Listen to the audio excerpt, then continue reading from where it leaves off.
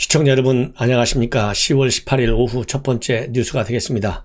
여러분들께 긴급 속보를 하나 전해드리겠습니다. 역시 기대했던 대로 시나리오라고 생각했던 대로 올 것이 왔습니다. 법무부에서 조금 전에 입장문을 발표했어요. 매우 전광석가처럼 발표했는데요. 김봉현이를 최근 3일간 감찰을 해봤는데 이미 언론에 통해서 밝힌 내용대로 야권 인사에 대한 수사를 하지 않고 있다. 이것이 확인이 됐다. 그래서 윤석열 총장에 대한 직접적인 수사 가능성이 있다. 이렇게 얘기할 수 있어요. 물론 말은 별도로 수사 주체와 방식을 검토하고 있다. 이렇게 얘기를 하고 있지만은 이 얘기는 결국 윤석열 총장에 대한 수사까지도 검토할 수 있다. 그러니까 대놓고 윤석열을 공격한 거예요. 라임에 관련해서 검사 비위를 알고서도 왜 수사를 안 하느냐, 여기 의혹이 있다는 것이죠. 그래서 이 문제를 가지고 여러분들께 집중적으로 분석을 해 드리겠습니다. 그래서 제가 일찍이 법무부에서 감찰하겠다 이렇게 나왔을 때 이것은 추미애 장관 즉 현재 여권에서 결국은 윤석열 총장에 대한 강공의 일환이다. 이렇게 해서 제가 제목에도 강공이라고 달았어요. 그 이후로 여러 가지 논평하시는 이 평론가들, 그 다음에 법조계, 야당에서 나오는 얘기가 이거는 검찰과 이 검언 유착이 아니고 검범 유착이 아니냐, 요런 이제 비판까지 나온 상황이 아니겠습니까? 그래서 결국은 윤석열을 겨냥한 것이다. 이런 이제 평가들이 쭉 나오고 있는 상황인데요. 역시 우리가 생각했던 대로 여권이 윤석열 총장, 이제 식물총장이 아니라 그야말로 이제 포토라인에 세우려고 하는 의도가 지나치게 노골적으로 표출이 되는 것이 아니냐. 그야말로 법치주의의 근간이 무너질 수도 있다. 이런 생각이 듭니다. 그래서 이 내용을 다양한 각도에서 여러분들께 분석해 드리고 또 이 관련 동향에 관해서 여러분들께 말씀을 드리겠습니다. 먼저 지금 방금 법무부에서 발표한 입장문의 내용, 바로 핵심은 바로 그겁니다. 김봉현 씨를 법무부에서 직접 감찰 조사한 결과인데 김 대표가 진술한 내용에 대한 기존 수사가 제대로 이루어지지 않는 부분이 있다. 현재 진행 중에 있는 감찰과 별도로 수사 주체와 방식을 검토하고 있다. 이것이 핵심 결론이에요.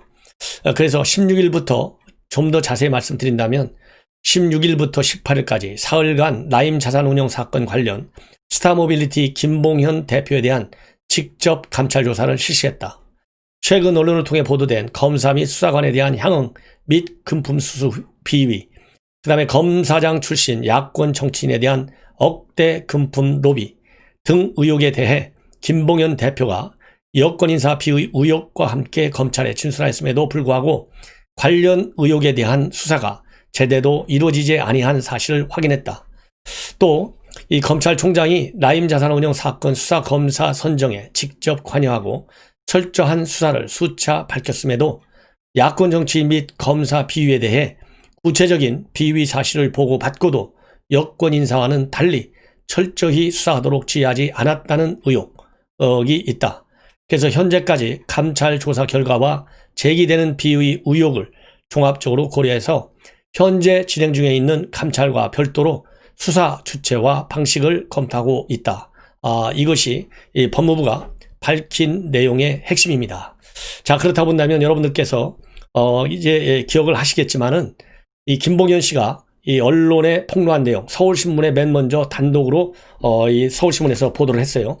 뭐냐면 우선 수사 검사와 관련해 가지고는 우선 이 전직 검찰 출신 전관 변호사 이렇게 얘기하고 있거든요.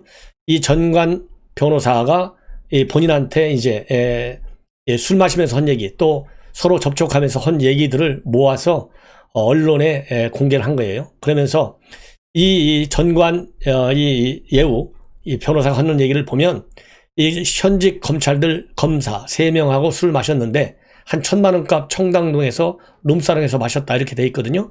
마셨는데 그때 검사 3명을 소개해줬다. 이 사람들이 라임 사건을 수사한다고 하더라.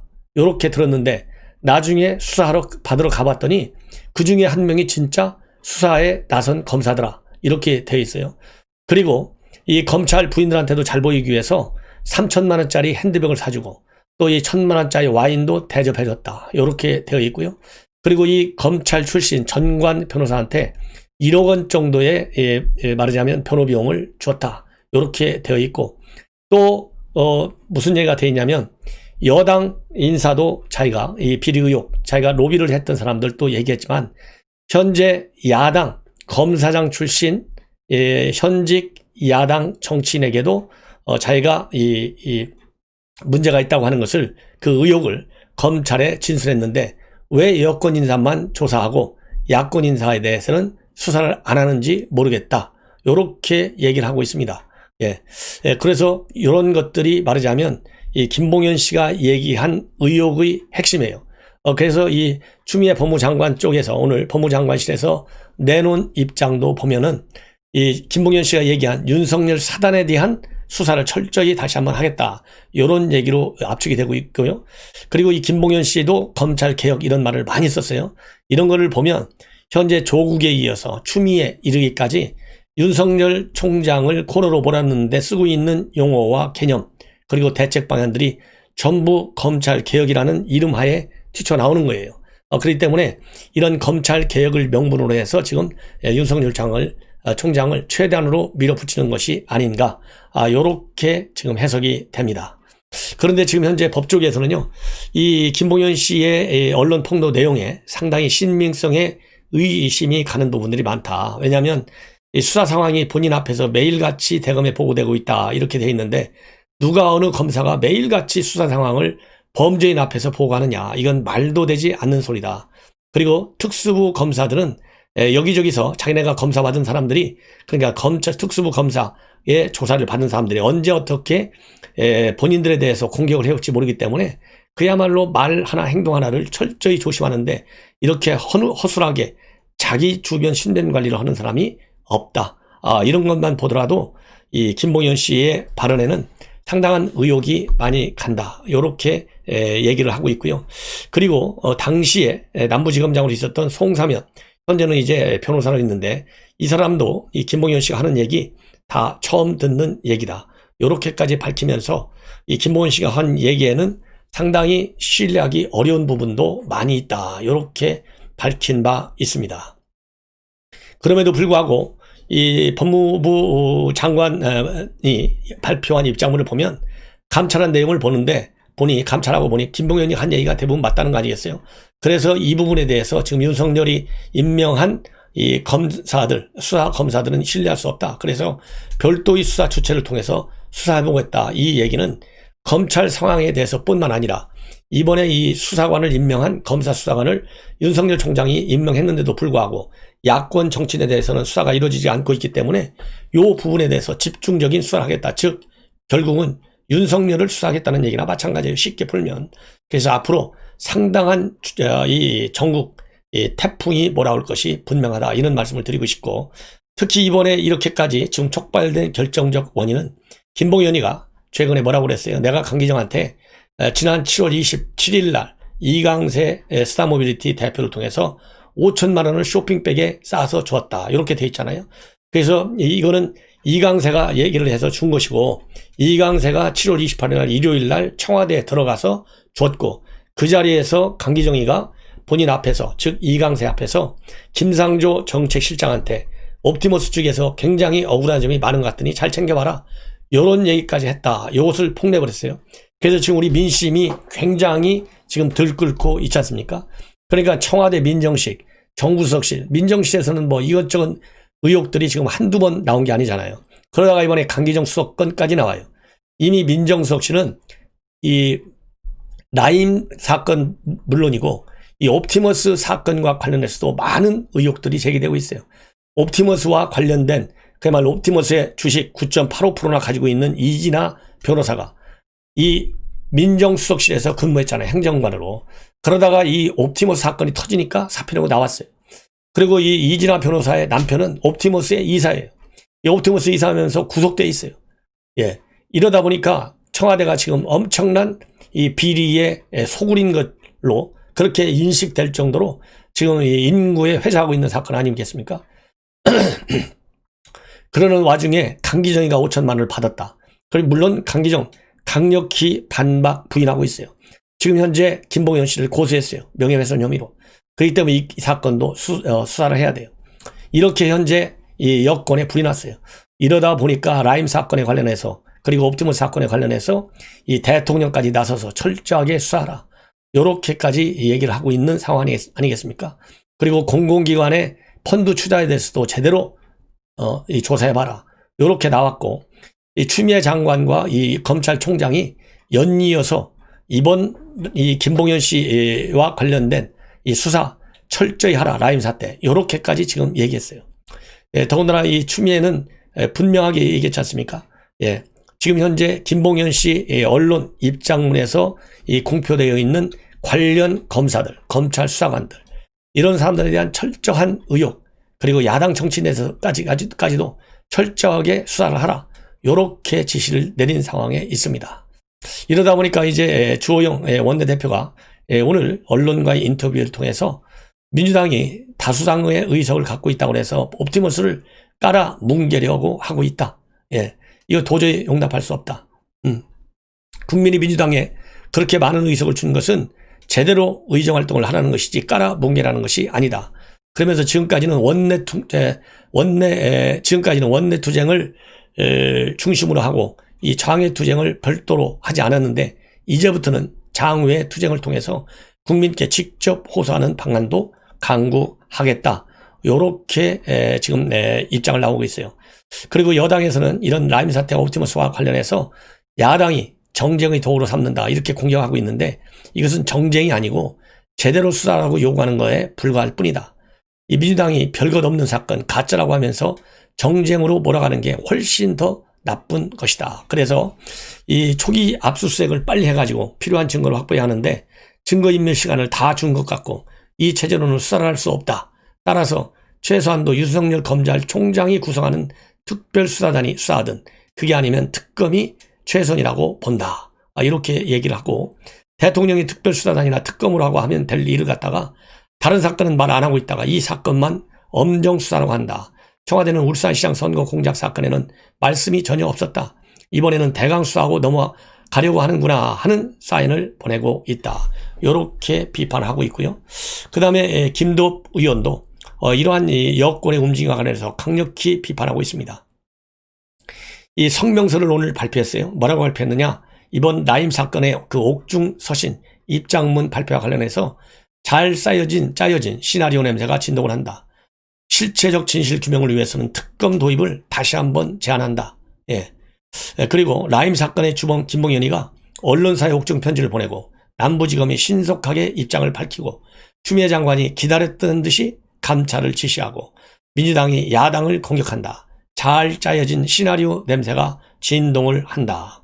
옥중 서신의 핵심 요지는 현재 남부지검의 라임 수사팀을 믿을 수 없다는 것이다.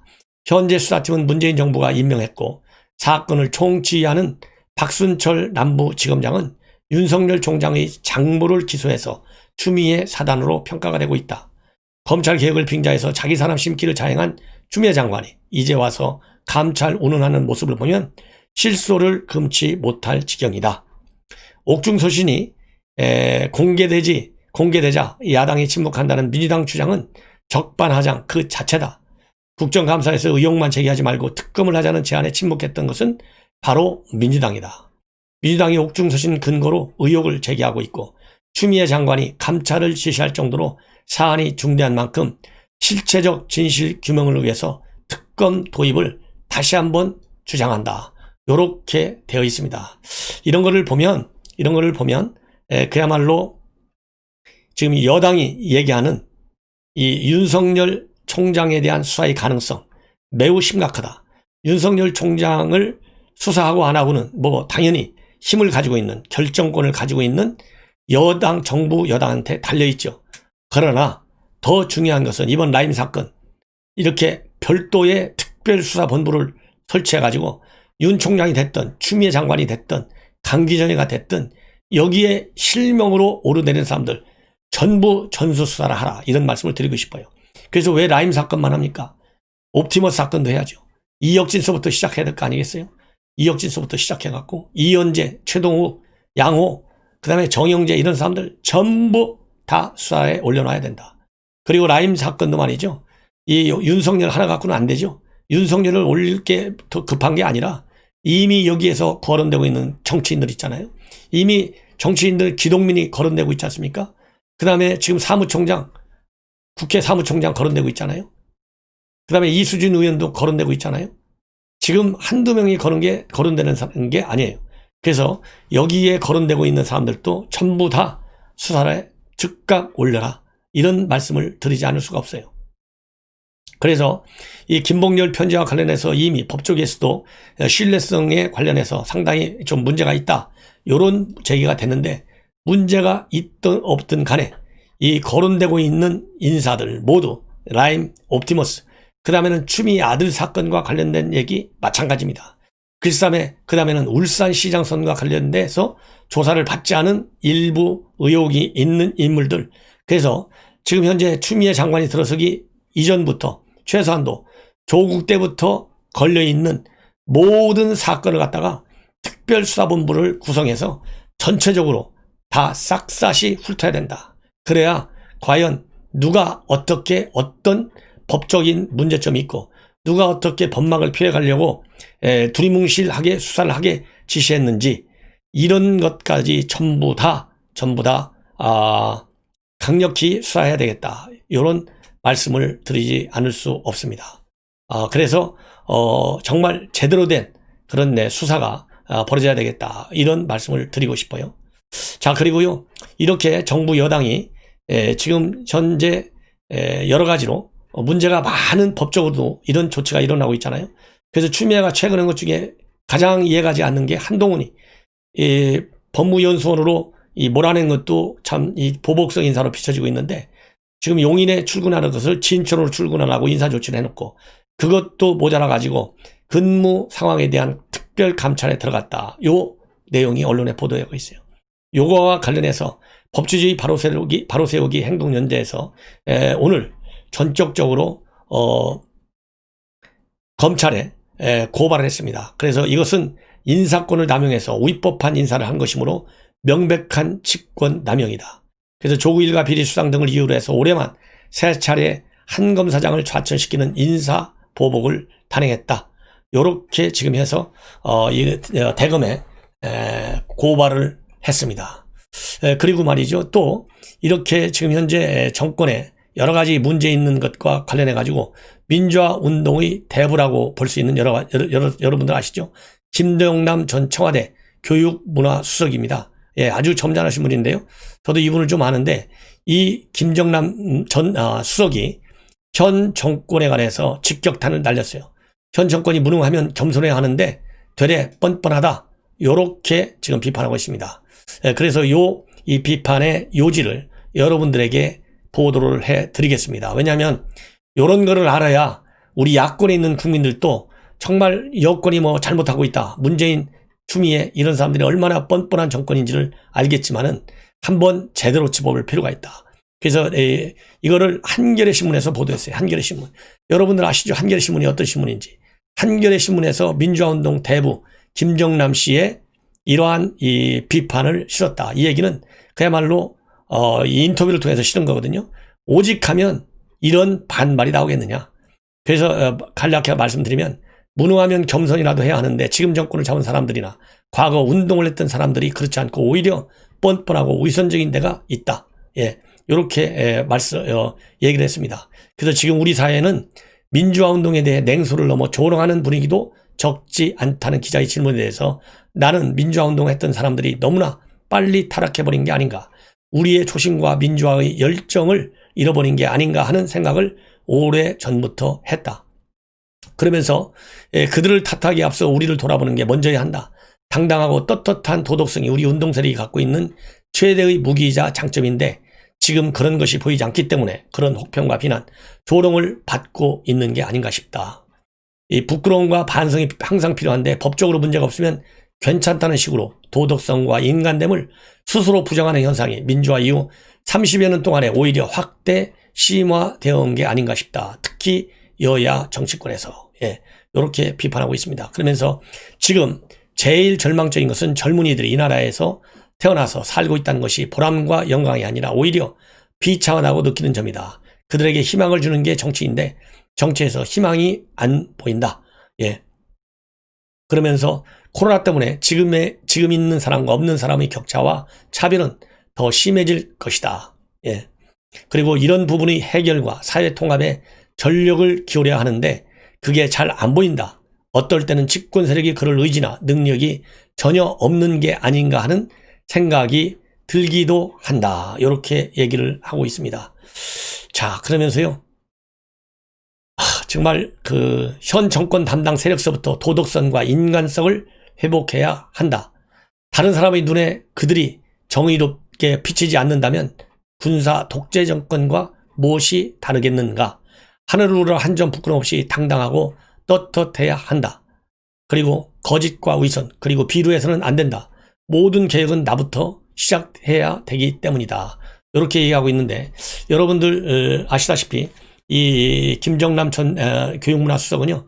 YS 때 청와대 교문수석을 한 바 있고 제야에서 민주운동을 하다가 청와대에서 이렇게 일을 한 사람입니다. 그래서 이 김정남 씨는 20대 초반이던 64년도에 6.3 사태 때 배인물로 구속된 뒤에 87년 6.25 선언이 나오기까지 30년 가까이 수배와 도피, 투옥을 반복한 그런 인물입니다.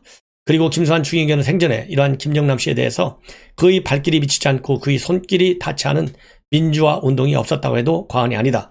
그러나 그는 한 번도 자신을 드러내 앞에 나서지도 않았고 또 내세운 일도 없다라고 할 정도로 상당히 이 모범적인 이 민주화 운동을 한 대표적인 인물 중에 한 분이다. 그런 측면에서 제가 이 김정남 전 교육문화수석의 이런 인터뷰 요지를 여러분께 소개해 드렸습니다. 여러분들 제 방송 SNS를 통해서 많이 공유해 주십시오. 그리고 이제 추미애 드디어 이제 내일 국감인데요. 국감을 계기로 해서 윤석열 총장 수사 결국은 올릴 것 같습니다. 이 엄중한 상황 제가 앞으로 여러분들께 빠르고 정확하게 분석해 드리도록 하겠습니다. 대단히 고맙습니다.